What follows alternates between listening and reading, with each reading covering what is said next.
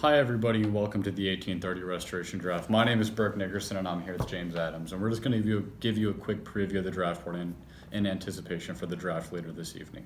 So just looking at our board, the first overall pick that we have predicted is Brigham Young from Whittingham, Vermont. And I don't think you can be surprised here. He was born in 1801. He was a carpenter, glazier, painter, and colonizer before his religious career.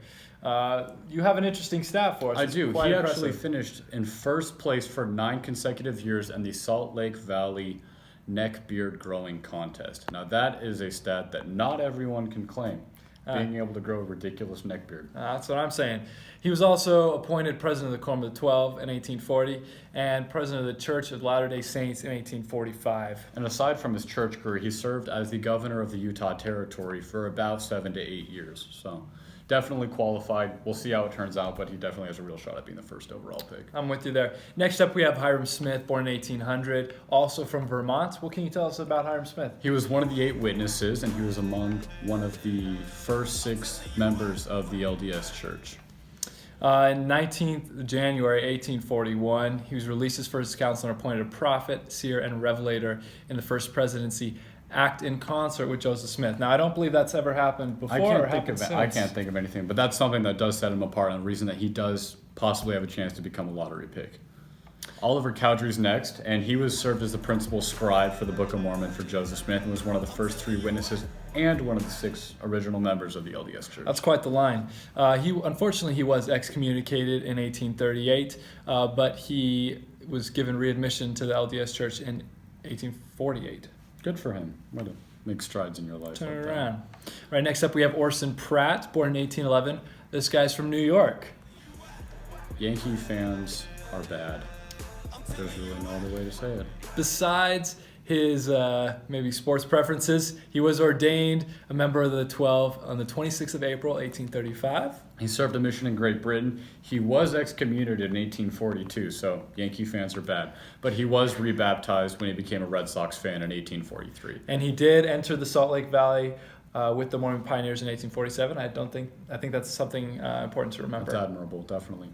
Orson Hyde is up next. He served as a teacher, editor, businessman, and lawyer, attended the School of the Prophets, and was ordained a member of the Quorum of the Twelve in 1835. Now, outside of his religious career as well, he was associate judge of the U.S. Supreme Court for Utah. You can see his lawyer and judge background coming into play there. Definitely.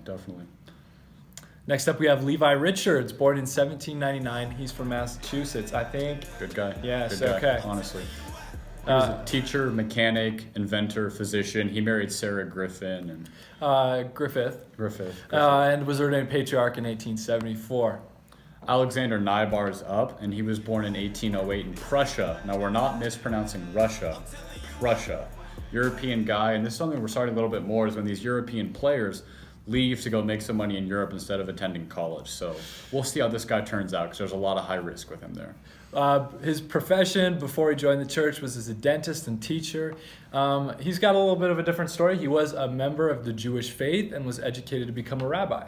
But later he did join the LDS Church, was ordained to 17 in 1844, and labored in the Nauvoo Temple. Okay, next up we got Franklin Richards. What can you tell me about Franklin Richards? He was a carpenter, he was a businessman, he was ordained to 70 in 1840, and was ordained an apostle in 1849. That's great stuff. He was also set apart as the president of the Quorum of the 12. He did only serve for 1 year, though. For 1 year, that's not very long.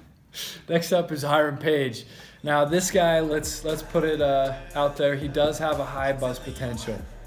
Which sadly is kind of a lot of people in the draft, but because we just don't know how they're going to turn out later in their life. But he was a physician, he was a farmer, he was one of the first 8 witnesses of the Book of Mormon, one of the 8 witnesses of the Book of Mormon. Unfortunately, what's bringing his stock down a little bit is he did claim to receive revelations for the church and later denounced them in response to Joseph Smith's revelation. But as we saw, it didn't turn out so well. He did end up leaving the church. You just got to know your role, honestly, on your team. Thomas B. Marsh is next. He was born in 1800. He was ordained a member of the Quorum of the 12 in 1835 and served as the president of the church. Or president of the Quorum, sorry. President of the Quorum of the 12 Apostles in 1835. Unfortunately, he was also excommunicated in 1839, but was rebaptized a few years later. Sidney Rigdon is up next, and he was baptized in 1830. He served as a scribe for Joseph Smith in 1830. and he was admitted to the Council of 50 in 1844, was it? 1844? Yes, that's it. He claimed right to lead the church and was therefore excommunicated in 1844. So the whole succession thing would cause a lot of rifts in the Latter-day Saints, and he unfortunately was caught in the middle of that.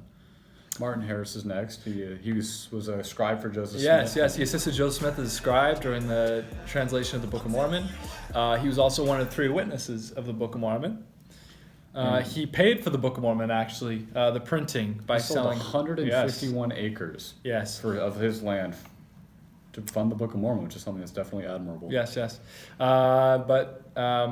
Again, we've seen this trend. He was excommunicated in 1857, but I believe he was rebaptized. In 1842 and 1870, so right. he got the hat trick on baptisms. David Whitmer's up next. He was one of the 3 witnesses of the Book of Mormon and among one of the 6 original members of the church. You guessed it. He was excommunicated in 1838. He founded the Church of Christ. Which is the wrong church, but that's okay. They share some of the same beliefs, which is important. Parley P. Pratt is next. What can you tell me about Parley P. No, Pratt? this guy's got a resume on him. He was a farmer, editor, publisher, teacher, school administrator, legislator, and author. Don't forget explorer. I wonder what areas of the world what corners of the world he explored. Probably Utah. He was also a member of the Quorum of the 12. He was ordained in 1835. Member of the Council of 50 as well in 1844. And president of the British Mission from 1841 to 1842. Going across the pond a little bit. Good for him. Last on our draft board is William Law, who was born in Ireland. Now, this guy was baptized in 1837, and he served as a counselor in the First Presidency for about 3 years from 1841 to 1844. He did serve a mission to Philadelphia, so he's probably happy about the latest Eagles win in the Super Bowl. But unfortunately, again, excommunicated in 1844. So it looks like we've got a good draft board wrapping up for us. We're about to go cut to Joseph Smith for the draft, but I hope you guys stay tuned in, and we'll see how it turns out. Thanks for joining us. Enjoy the show. With the first overall pick of the 1830 Restoration Draft, the Salt Lake Valley Pioneers select Brigham Young of Whittingham, Vermont.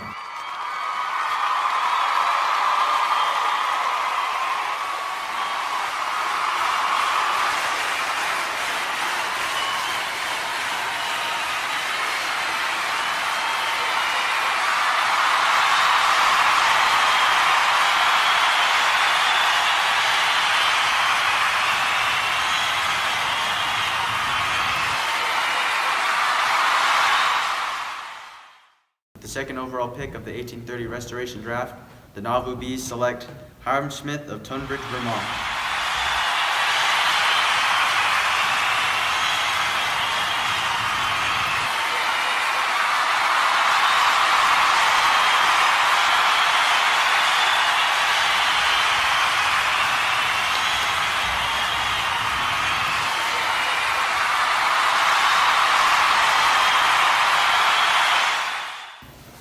With the third overall pick of the 1830 Restoration Draft, the Kirtland Tigers select Oliver Cowdery of Wells, Vermont.